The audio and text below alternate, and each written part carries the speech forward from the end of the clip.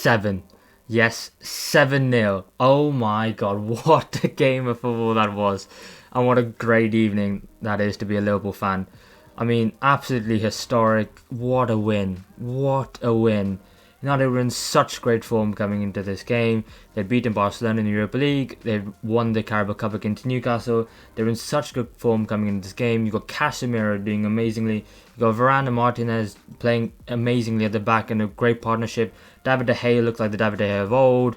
You got Marcus Rashford in the form of his life. And then Man United come to Anfield and none of it matters at all. I thought they were so poor, and I thought Liverpool were absolutely amazing, especially in that second half. Oh my god. And even when Liverpool were title winners, Champions League winners, we never looked like we were going to smash them 7-0. You kind of thought, okay, there's always a limit. I mean, and every single time Liverpool have played Man United recently, it's been 4-0 Liverpool, 5-0 Liverpool. But you never thought to yourself, it's going to be more than that. You never thought it could get better for Liverpool, more embarrassing for Man United. And 7 is just... it feels so it feels so good. After having such a poor season for so long, this feels so good. I think, God, I've got to start analysing the game now. I don't really know what to say. So, I was really worried coming into this game because obviously the form of Marcus Rashford playing on that left-hand side for Man United, and I thought to myself, he would give Trent Alexander-Arnold such a game today. He would give him such a difficult time because he's got bags and bags of quality. He's got pace and directness.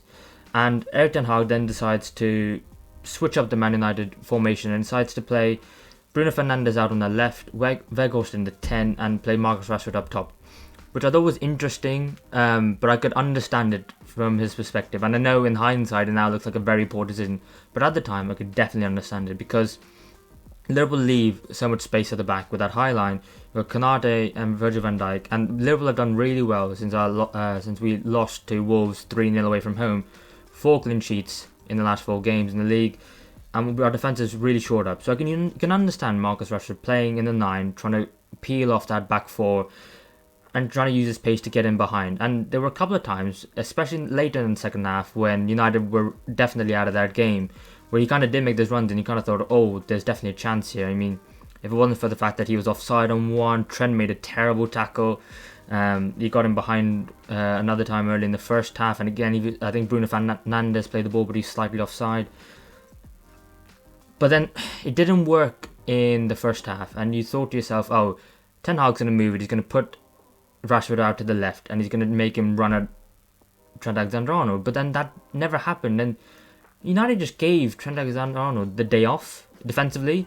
Bruno Fernandes is quality, but of course he is not going to challenge Trent as much as Rashford would. And I thought, for all the praise you give Erik Ten Hag, I think mixing up the formation, and again I know it's hindsight, but playing the players slightly out of formation was it was a mistake, and he should have changed it and he didn't. And Liverpool absolutely capitalised. I mean, they did amazingly well. I mean, we dominated the first 20 minutes, and you kind of expected that to be the case. Harvey Elliott had a chance. There was also a chance from a corner, which didn't quite work out. And then United worked their way into the game, but they never really created a great chance, apart from early on, in about midway through the first half, when Anthony's out on the right, and then he plays in the ball, and it goes to the back post, and that's where Fernandes is, and that's where you probably want Marcus Rashford, of all people. But then late in the first half, Liverpool get the ball. Alisson kicks it to Robertson. Dalot goes up and pressures Robertson. And then you kind of think to yourself, okay, there's a bit of space left in behind. And Fred fills in, but he slips. And thankfully, Liverpool, really unfortunately for Fred, who's played super well this season, Gakpo gets the ball on the inside channel. He cuts inside, past Varane, slots it in the bottom corner, and what a goal. And you go in at halftime and you think to yourself, okay, everything's going so well at this moment in time. Liverpool are dominating. United haven't had many chances at all. And you think to yourself, you've got to be careful because United could come into this game at any moment in time. And then the second half. And really, I'll be completely honest, the second half is a bit of a blur to me. Because at the end of the day, Gakpo gets 2, Núñez gets 2, Salah gets 2, and Roberto Firmino gets 1 at the end. And I'm just, honestly, it's all a blur, and I can't analyse each goal one by one. Just because the whole second half was like 45 minutes of the best 45 minutes I think I probably had as a Liverpool fan. I mean, there's a few. I mean, there's Barcelona in the second half in the Champions League, the year we won it, and there's a few others. There's like Istanbul and whatnot. But 45 of the best minutes of football I've ever had.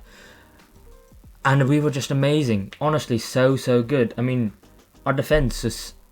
For so long, our defence has been so poor this season. And the fact that it's now our 5th clean sheet in the league in a row as well shows some consistency. And it's been a bit mixture of Gomez, Matip, Konate, along with Van Dijk. Van Dijk coming back has helped massively. When he got his injury, it really showed that we missed him a lot. And I've been such a huge fan of Joel Matip, and I've been praising Ibrahim Konate, but they show how amazing they are when they're alongside Van Dijk, and it really goes to show he is so important to our team.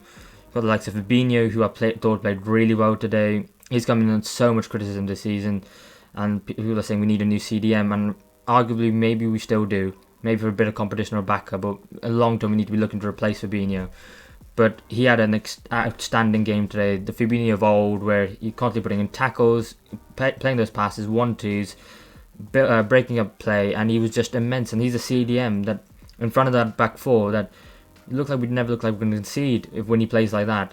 Jordan Henderson came into the side for Stefan Petic, and I thought that was the right decision, because you need Henderson, you need some of experience in that middle of the midfield against that United midfield, who I thought were going to cause more problems than they did, but they absolutely did not. Harvey Elliott as well, he played really well, and in a few more years when he's going to become even better, and when he becomes more of a goal threat and his finishing becomes more clinical, he's going to be such a good player for us, because at the moment in time his end product isn't quite there. He's had a few goals this season, getting more assists, he's getting there 100%, but when he gets a few more goals in there, he's going to be world class for this Liverpool side. And then, the front three. I mean, let's start with Mo Salah. Mo Salah, who's now Liverpool's all-time record goal scorer in the Premier League, beating Robbie Fowler, who we used to call God. Honestly, it was such a great performance by him in this game. He then got Darwin Núñez on the left-hand side, who did absolutely amazing. I thought he had a bit of a quiet first half, but actually, second half he came to life, getting his first goal, which was the ball from Elliott, and then the second goal, which honestly I can't even remember because we scored that many against Manchester United. And then I think for me, my personal man of the match, Cody Gakpo, because he's coming to the side and he struggled initially, and people were saying how he's a flop, he's coming from Eredivisie, he's not going to do that well, just wasted 50 odd million on him, but he's really shown in the last few games that he's come a long way, and when he picks up the ball from deep and then he drives with it, he does superbly well. And honestly, he's the perfect replacement for Firmino, who announced this week he's going to be leaving, and I'm so glad Firmino got his goal. But Gakpo in that number 9, coming a bit deeper, turning, linking up play and driving with the ball, or making runs from deep into the forward line. Honestly, I'm so impressed by him, and today he was just an absolute unit. He would not lose the ball once. The ball was stuck to him like glue, and honestly he was fantastic. And the whole team now, and also I've got to shout out Jurgen Klopp, because I thought he made a bit of a mistake with his team, because I thought to myself, surely Petejic has to play, Harvey Elliott shouldn't be playing. But, props to him, because he's made a lot of mistakes this season, I feel, like in the starting 11s and with the substitutions. But today he got it all right, and he got it all spot on, and he set out that team amazingly well.